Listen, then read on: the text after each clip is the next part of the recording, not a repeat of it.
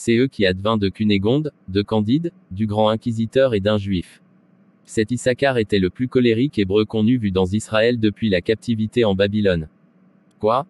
Dit-il, chienne de Galiléenne, ce n'est pas assez de monsieur l'inquisiteur. Il faut que ce coquin partage aussi avec moi. En disant cela, il tire un long poignard dont il était toujours pourvu, et ne croyant pas que son adverse parti eût des armes, il se jette sur Candide, mais notre bon Westphalien avait reçu une belle épée de la vieille avec l'habit complet. Il tire son épée, quoiqu'il eût les mœurs fort douces, et vous étend l'Israélite roide mort sur le carreau, au pied de la belle Cunégonde. Sainte Vierge, s'écria-t-elle, qu'allons-nous devenir?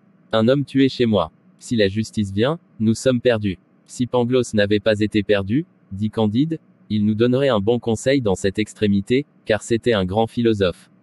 À son défaut, consultons la vieille. Elle était fort prudente, et commençait à dire son avis, quand une autre petite porte s'ouvrit. Il était 1 heure après minuit, c'était commencement du dimanche. Le coin. Ce jour appartenait à Monseigneur l'inquisiteur. Il entrait, voit le fessé Candide l'épée, à la main, un mort étendu par terre, Cunégonde effarée, et la vieille donnant des conseils. Voici dans ce moment ce qui se passa dans l'âme de Candide, et comment il raisonna, si ce saint homme appelle du secours, il me fera infailliblement brûler, il pourra en faire autant de Cunégonde, il m'a fait fouetter impitoyablement, il est mon rival, je suis en train de tuer, il n'y a pas à balancer. Ce raisonnement fut net et rapide, et sans donner le temps à l'inquisiteur de revenir de sa surprise, il le perce d'outre en outre, et le jette à côté du juif. En voici bien d'une autre, dit Cunégonde, il n'y a plus de rémission, nous sommes excommuniés, notre dernière heure est venue. Comment avez-vous fait, vous qui êtes né si doux, pour tuer en 2 minutes un juif et un prélat? Ma belle demoiselle, répondit Candide, quand on est amoureux, jaloux et fouetté par l'inquisition, on ne se connaît plus. La vieille prit alors la parole et dit, il y a 3 chevaux andalous dans l'écurie, avec leur selle et leur BRI dès que le brave Candide les prépare, madame a des moyas d'or et des diamants, montons vite à cheval, quoique je ne puisse me tenir que sur une fesse, et allons à Cadix, il fait le plus beau temps du monde, et c'est un grand plaisir de voyager pendant la fraîcheur de la nuit. Aussitôt Candide selle les 3 chevaux. Cunégonde, la vieille et lui font 30 000 d'une traite. Pendant qu'ils s'éloignaient, la Sainte Hermandade arrive dans la maison, on enterre Monseigneur dans une belle église, et on jette Issachar à la voirie. Candide, Cunégonde et la vieille étaient déjà dans la petite ville d'Avacena. Au milieu des montagnes de Sierra Morena, et ils parlaient ainsi dans un cabaret. Chapitre X. Dans quelle détresse Candide, Cunégonde, et la vieille arrivent, à Cadix, et de leur embarquement, qui a même donc pu me voler mes pistoles et mes diamants. Disait en pleurant Cunégonde, de quoi vivrons-nous? Comment ferons-nous? Où trouver des inquisiteurs et des juifs qui m'en donnent d'autres? Et là, dit la vieille, je soupçonne fort un révérend père Cordelier qui coucha hier dans la même auberge que nous à Badarose, Dieu me garde de faire un jugement téméraire. Mais il entra 2 fois dans notre chambre, et il partit longtemps avant nous. Et là, dit Candide, le bon Pangloss m'avait souvent prouvé que les biens de la terre sont communs à tous les hommes, que chacun y a un droit égal. Ce Cordelier devait bien, suivant ses principes, nous laisser de quoi achever notre voyage. Il ne vous reste donc rien du tout, ma belle Cunégonde. Pas un maravédi, dit-elle. Quel parti prendre? Dit Candide. Vendons un des chevaux, dit la vieille. Je monterai en croupe derrière mademoiselle, quoique je ne puisse me tenir que sur une fesse, et nous arriverons à Cadix. Il y avait dans la même hôtellerie un prieur de bénédictins, il acheta le cheval bon marché. Candide, Cunégonde et la vieille passèrent par Lucena, par Chia, par le Brixa, et arrivèrent enfin à Cadix. On y équipait une flotte, et on y assemblait des troupes pour mettre à la raison les révérends pères jésuites du Paraguay, qu'on accusait d'avoir fait révolter une de leurs hordes contre les rois d'Espagne et de Portugal, auprès de la ville du Saint-Sacrement. Candide, ayant servi chez les Bulgares, fit l'exercice bulgarien devant le général de la petite armée avec tant de grâce, de célérité, d'adresse, de fierté, d'agilité, qu'on lui donna une compagnie d'infanterie à commander. Le voilà capitaine, il s'embarque avec mademoiselle Cunégonde, la vieille, 2 valets et les 2 chevaux andalous qui avaient appartenu à monsieur le grand inquisiteur de Portugal. Pendant toute la traversée ils raisonnèrent beaucoup sur la philosophie du pauvre Pangloss. Nous allons dans un autre univers, disait Candide, c'est dans celui-là sans doute que tout est bien. Car il faut avouer qu'on pourrait gémir un peu de ce qui se passe dans le nôtre en physique et en morale. Je vous aime de tout mon cœur, disait Cunégonde, mais j'ai encore l'âme tout effarouchée de ce que j'ai vu, de ce que j'ai éprouvé. Tout ira bien, répliquait Candide. La mer de ce nouveau monde vaut déjà mieux que les mers de notre Europe, elle est plus calme, les vents plus constants. C'est certainement le nouveau monde qui est le meilleur des univers possibles. Dieu le veuille, disait Cunégonde, mais j'ai été si horriblement malheureuse dans le mien que mon cœur est presque fermé à l'espérance. Vous vous plaignez, leur dit la vieille. Et là, vous n'avez pas éprouvé des infortunes telles que les miennes. Cunégonde se mit presque à rire, et trouva cette bonne femme fort plaisante de prétendre être plus malheureuse qu'elle. Et là, lui dit-elle, ma bonne, à moins que vous n'ayez été violée par 2 Bulgares, que vous n'ayez reçu 2 coups de couteau dans le ventre, qu'on ait démoli 2 de vos châteaux, qu'on ait égorgé à vos yeux 2 mères et 2 pères, et que vous n'ayez vu 2 de vos amants fouettés dans un auto da fé, je ne vois pas que vous puissiez l'emporter sur moi. Ajoutez que je suis née baronne avec 72 quartiers, et que j'ai été cuisinière. Mademoiselle, répondit la vieille, vous ne savez pas quelle est ma naissance, et si je vous montrais mon derrière, vous ne parleriez pas comme vous faites, et vous suspendriez votre jugement. Ce discours fit naître une extrême curiosité dans l'esprit de Cunégonde et de Candide. La vieille leur parla en ces termes. Chapitre 11 Histoire de la vieille. Je n'ai pas eu toujours les yeux éraillés et bordés d'écarlate, mon nez n'a pas toujours touché à mon menton, et je n'ai pas toujours été servante.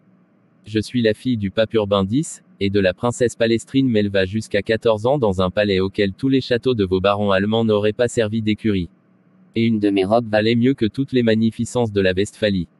Je croissais en beauté, en grâce, en talent, au milieu des plaisirs, des respects et des espérances.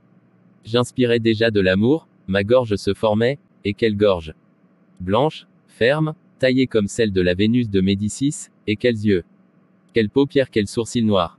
Quelle flamme brillait dans mes 2 prunelles, et effaçait la scintillation des étoiles, comme me disaient les poètes du quartier. Les femmes qui m'habillaient et qui me déshabillaient tombaient en extase en me regardant par devant et par derrière, et tous les hommes auraient voulu être à leur place. Je fus fiancé à un prince souverain de Massa Carrara. Quel prince! Aussi beau que moi, pétri de douceur et d'agrément, brillant d'esprit et brûlant d'amour.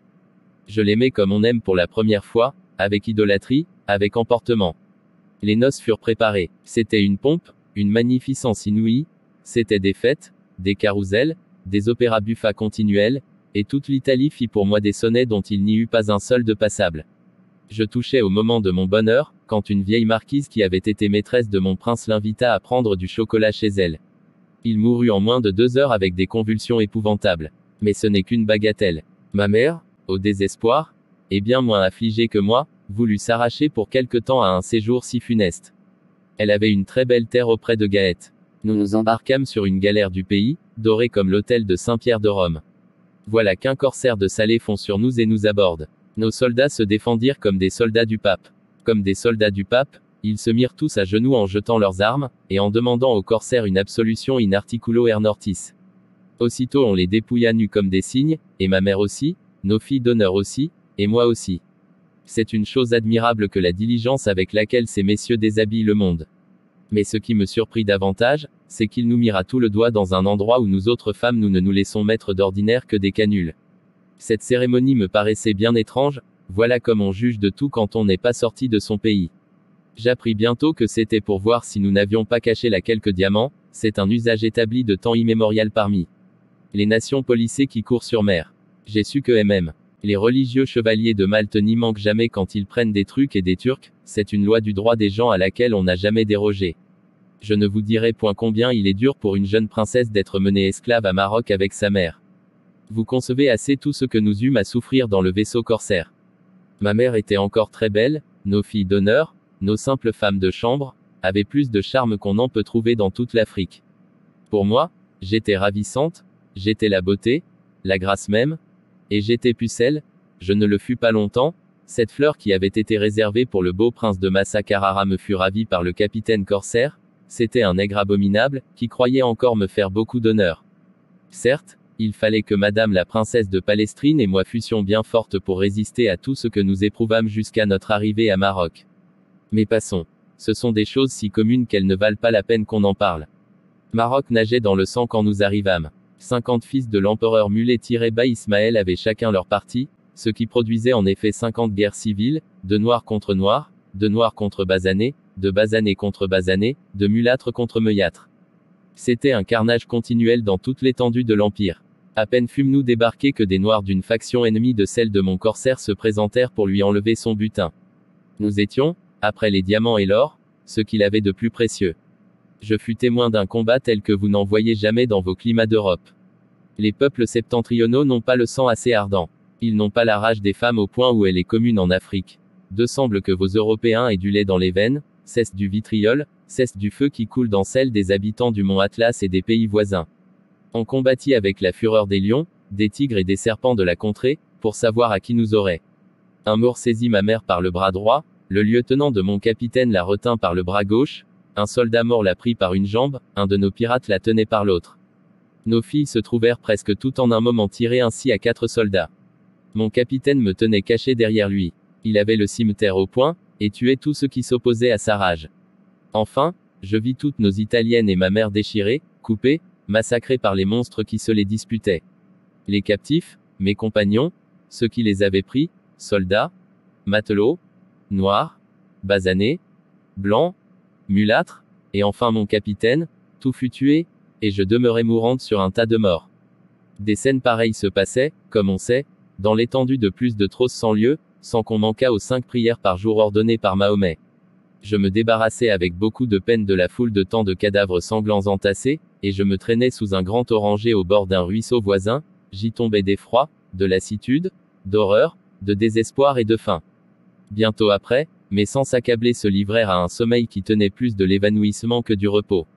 J'étais dans cet état de faiblesse et d'insensibilité, entre la mort et la vie, quand je me sentis pressé de quelque chose qui s'agitait sur mon corps. J'ouvris les yeux, je vis un homme blanc et de bonne mine qui soupirait, et qui disait entre ses dents, Oce Siagura desere senzace. Chapitre 12. Suite des malheurs de la vieille. Étonnée et ravie d'entendre la langue de ma patrie, et non moins surprise des paroles que proférait cet homme, je lui répondis qu'il y avait de plus grands malheurs que celui dont il se plaignait. Je l'instruisis en peu de mots des horreurs que j'avais essuyées, et je retombais en faiblesse. Il m'emporta dans une maison voisine, me fit mettre au lit, me fit donner à manger, me servit, me consola, me flatta, me dit qu'il n'avait rien vu de si beau que moi. Et que jamais il n'avait tant regretté ce que personne ne pouvait lui rendre. Je suis né à Naples, me dit-il, on y chaponne 2 ou 3 000 enfants tous les ans, les uns en meurent, les autres acquièrent une voix plus belle que celle des femmes, les autres vont gouverner les États. On me fit cette opération avec un très grand succès, et j'ai été musicien de la chapelle de Madame la princesse de Palestrine. De ma mère, m'écriai-je. De votre mère, s'écria-t-il en pleurant. Quoi ? Vous seriez cette jeune princesse que j'ai élevée jusqu'à l'âge de 6 ans, et qui promettait déjà d'être aussi belle que vous êtes. C'est moi-même, ma mère est à 400 pas d'ici, coupée en quartiers sous un tas de morts. Je lui contai tout ce qui m'était arrivé, il me conta aussi ses aventures, et m'apprit comment il avait été envoyé chez le roi de Maroc par une puissance chrétienne, pour conclure avec ce monarque un traité, par lequel on lui fournirait de la poudre, des canons et des vaisseaux, pour l'aider à exterminer le commerce des autres chrétiens. Ma mission est faite, me dit cet honnête eunuque, je vais m'embarquer à Ceuta, et je vous ramènerai en Italie. Mace Siagura desere senza coglioni. Je le remerciai avec des larmes d'attendrissement, et au lieu de me mener en Italie, il me conduisit à Alger, et me vendit au dé de cette province. À peine fussiez vendu que cette peste qui a fait le tour de l'Afrique, de l'Asie et de l'Europe, se déclara dans Aiger avec fureur. Vous avez vu des tremblements de terre, mais, mademoiselle, avez-vous jamais eu la peste? Jamais, répondit la baronne. Si vous l'aviez eue, reprit la veille, vous avoueriez qu'elle est bien au-dessus d'un tremblement de terre.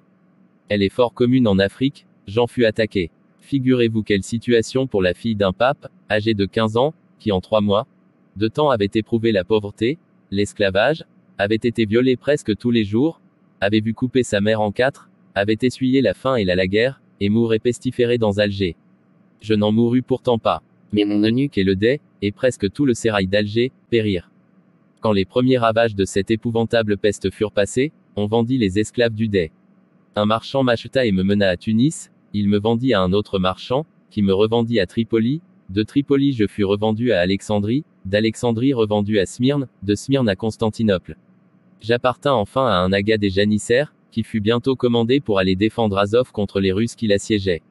L'aga, qui était un très galant homme, mena avec lui tout son sérail, et nous logea dans un petit fort sur les Palus Méotides, gardé par 2 eunuques noirs et 20 soldats. On tua prodigieusement de Russes, mais ils nous le rendirent bien. Azov fut mis à feu et à sang, et on ne pardonna ni au sexe ni à l'âge, il ne resta que notre petit fort, les ennemis voulurent nous prendre par famine. Les 20 janissaires avaient juré de ne se jamais rendre. Les extrémités de la faim où ils furent réduits les contraignirent à manger nos 2 eunuques, de peur de violer leur serment. Au bout de quelques jours, Ils résolurent de manger les femmes. Nous avions un imam très pieux et très compatissant, qui leur fit un beau seron par lequel il leur persuada de ne nous pas tuer tout à fait. Coupez, dit-il, seulement une fesse à chacune de ces dames, vous ferez, très bonne chère. S'il faut y revenir, vous en aurez encore autant, dans quelques jours. Le ciel vous saura gré d'une action si charitable, et vous serez secourus. Il avait beaucoup d'éloquence, il les persuada. On nous fit cette horrible opération. L'imam nous appliqua le même baume qu'on met aux enfants qu'on vient de circoncire. Nous étions tout à la mort. À peine les janissaires eurent-ils fait le repas que nous leur avions fourni que les Russes arrivent sur des bateaux plats, il ne réchappa pas un janissaire. Les Russes ne firent aucune attention à l'état où nous étions. Il y a partout des chirurgiens français, un d'eux, qui était fort adroit, prit soin de nous, il nous guérit, et je me souviendrai toute ma vie que, quand les plaies furent bien fermées, il me fit des propositions. Au reste, il nous dit à toutes de nous consoler, il nous assura que dans plusieurs sièges pareilles choses étaient arrivées, et que c'était la loi de la guerre. Dès que mes compagnes purent marcher, on les fit aller à Moscou. J'échus en partage à un boyard qui me fit sa jardinière, et qui me donnait 20 coups de fouet par jour. Mais ce seigneur ayant été roué au bout de 2 ans avec une trentaine de boyards pour quelques tracasseries de cour, je profitai de cette aventure, je m'enfuis, je traversai toute la Russie, je fus longtemps servante de cabaret à Riga, puis à Rostock, à Wismar, à Leipzig, à Kassel, à Utrecht, à Leyde, à La Haye, à Rotterdam. J'ai vieilli dans la misère et dans l'opprobre, n'ayant que la moitié d'un derrière, me souvenant toujours que j'étais fille d'un pape, je voulus 100 fois me tuer, mais j'aimais encore la vie. Cette faiblesse ridicule est peut-être un de nos penchants les plus funestes, car y a-t-il rien de plus sot que de vouloir porter continuellement un fardeau qu'on veut toujours jeter par terre? D'avoir son être en horreur, de tenir à son être.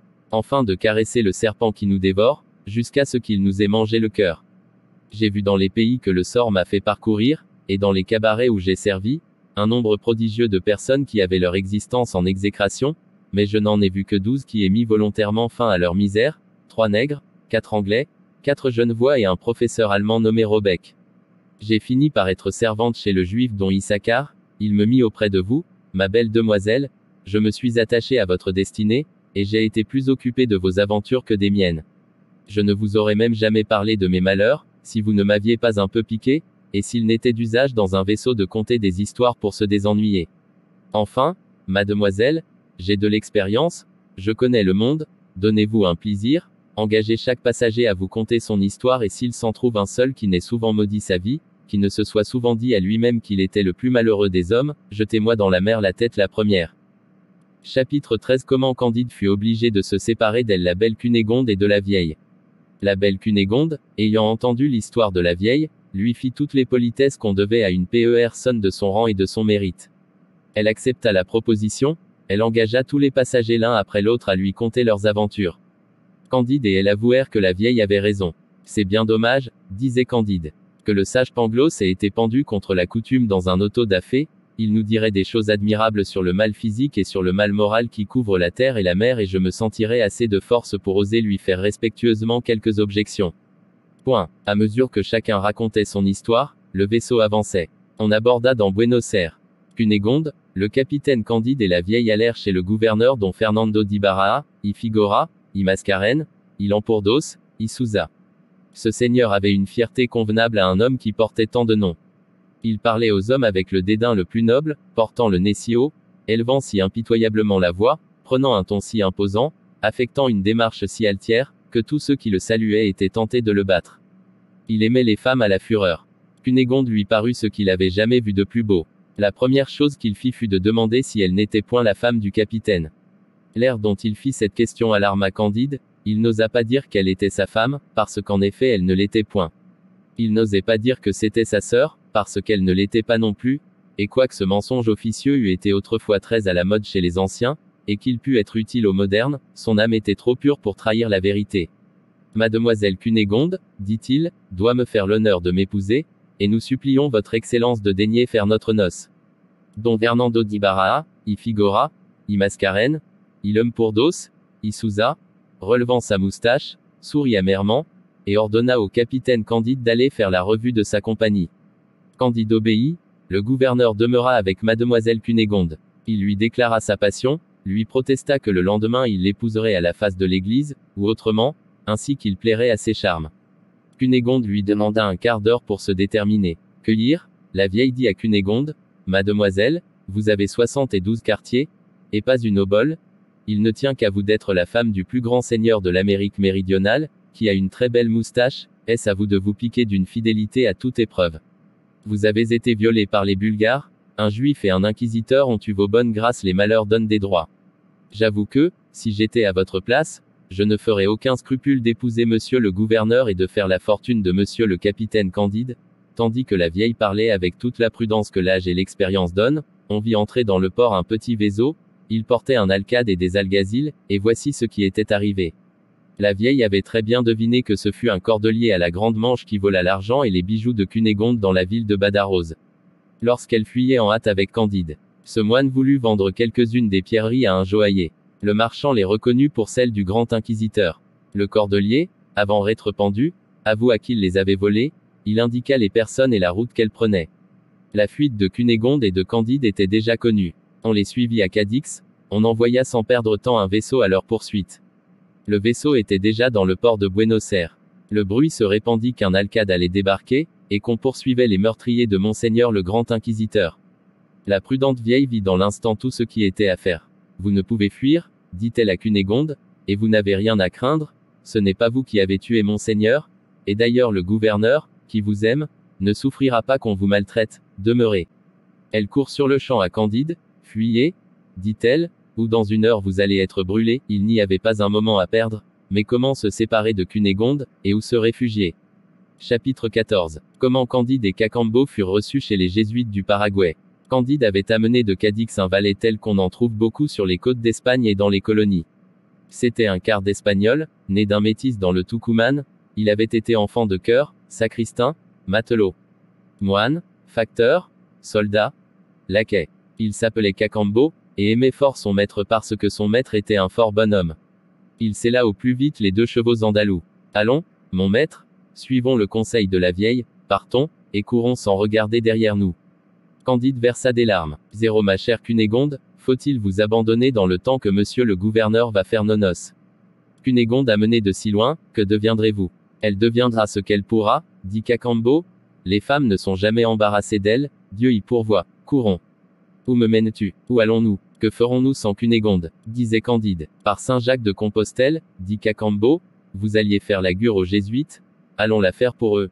Je sais assez les chemins, je vous mènerai dans leur royaume, ils seront charmés d'avoir un capitaine qui fasse l'exercice à la Bulgare, vous ferez une fortune prodigieuse, quand on n'a pas son compte dans un monde, on le trouve dans un autre. C'est un très grand plaisir de voir et de faire des choses nouvelles. Tu as donc été déjà dans le Paraguay? Dit Candide. Et vraiment oui, dit Cacambo, j'ai été cuistre dans le collège de l'Assomption, et je connais le gouvernement de Los Padres comme je connais les rues de Cadix. C'est une chose admirable que ce gouvernement. Le royaume a déjà plus de 300 lieues de diamètre, il est divisé en 30 provinces. Los Padres y ont tout, et les peuples rien, c'est le chef-d'œuvre de la raison et de la justice. Pour moi, je ne vois rien de si divin que Los Padres, qui font ici la guerre au roi d'Espagne et au roi de Portugal. Et qui en Europe confessent ces rois, qui tuent ici des Espagnols, et qui à Madrid les envoient au ciel, cela me ravit. Avançons, vous allez être le plus heureux de tous les hommes. Quel plaisir auront Los Padres quand ils sauront qu'il leur vient un capitaine qui sait l'exercice bulgare. Dès qu'ils furent arrivés à la première barrière, Cacambo dit à la garde avancée qu'un capitaine demandait à parler à Monseigneur le commandant. On alla avertir la grande garde. Un officier paraguain courut au pied du commandant lui donner part de la nouvelle. Candide et Cacambo furent d'abord désarmés, on se saisit de leurs 2 chevaux andalous. Les 2 étrangers sont introduits au milieu de 2 files de soldats, le commandant était au bout, le bonnet à 3 cornes en tête, la robe retroussée, l'épée au côté, l'esponton à la main, il fit un signe, aussitôt 24 soldats entourent les 2 nouveaux venus. Un sergent leur dit qu'il faut attendre, que le commandant ne peut leur parler, que le révérend père provincial ne permet pas qu'aucun espagnol ouvre la bouche qu'en sa présence, et demeure plus de 3 heures dans le pays. Et où est le révérend père provincial? Dit Cacambo. 2 est à la parade après avoir dit sa messe, répondit le sergent, et vous ne pourrez baiser ses éperons que dans 3 heures. Mais, dit Cacambo, monsieur le capitaine, qui meurt de faim comme moi, n'est point espagnol, il est allemand, ne pourrions-nous point déjeuner en attendant sa révérence? Le sergent alla sur le champ rendre compte de ce discours au commandant. Dieu soit béni, dit ce seigneur, puisqu'il est allemand, je peux lui parler, qu'on le mène dans ma feuillée. Aussitôt on conduit Candide dans un cabinet de verdure orné d'une très jolie colonnade de marbre vert et or, et de treillages qui renfermaient des perroquets, des colibris, des oiseaux-mouches, des pintades, et tous les oiseaux les plus rares. Un excellent déjeuner était préparé, dans des vases d'or, et tandis que les paragins mangèrent du maïs dans des écuelles de bois, en plein champ, à l'ardeur du soleil, le révérend père commandant entra dans la feuillée. C'était un très beau jeune homme. Le visage plein, assez blanc, haut en couleur, le sourcil relevé, l'œil vif, l'oreille rouge, les lèvres vermeilles, l'air fier, mais d'une fierté qui n'était ni celle d'un Espagnol ni celle d'un Jésuite. On rendit à Candide et à Cacambo leurs armes, qu'on leur avait saisies, ainsi que les 2 chevaux andalous. Cacambo leur fit manger l'avoine auprès de la feuillée, ayant toujours l'œil sur eux, crainte de surprise. Candide baisa d'abord le bas de la robe du commandant, ensuite ils se mirent à table. Vous êtes donc allemand, lui dit le jésuite en cette langue. Oui, mon révérend père, dit Candide. L'un et l'autre, en prononçant, se regardaient une ces paroles, se regardaient avec une extrême surprise et une émotion dont ils n'étaient pas les maîtres. Et de quel pays d'Allemagne êtes-vous? Dit le jésuite. De la sale province de Westphalie, dit Candide. Je suis né dans le château de Zundertentronckh. Au ciel, est-il possible? S'écria le commandant. Quel miracle! S'écria Candide. Serait-ce vous? Dit le commandant. Cela n'est pas possible, dit Candide. Ils se laissent tomber tous deux à la renverse. Ils s'embrassent, ils versent des ruisseaux de larmes. Quoi? Serait-ce vous, mon révérend père? Vous, le frère de la belle Cunégonde? Vous, qui fûtes tué par les Bulgares? Vous, le fils de monsieur le baron? Vous, jésuite au Paraguay? Il faut avouer que ce monde est une étrange chose. Oh Pangloss, Pangloss, que vous seriez si vous n'aviez pas été pendu. Le commandant fit retirer les essiaves nègres et les paragins qui servaient à boire dans des gobelets de cristal de roche. Il remercia Dieu et saint Ignace 1000 fois, il serrait Candide entre ses bras, leur visage était baigné de pleurs. Vous seriez bien plus étonné, plus attendri, plus hors de vous-même, dit Candide, si je vous disais que mademoiselle Cunégonde, votre sœur, que vous avez cru éventrer, est pleine de santé. Ou, dans votre voisinage, chez monsieur le gouverneur Buenos Aires, et je venais pour vous faire la guerre. Chaque mot qu'ils prononcèrent dans cette longue conversation accumulait prodige sur prodige.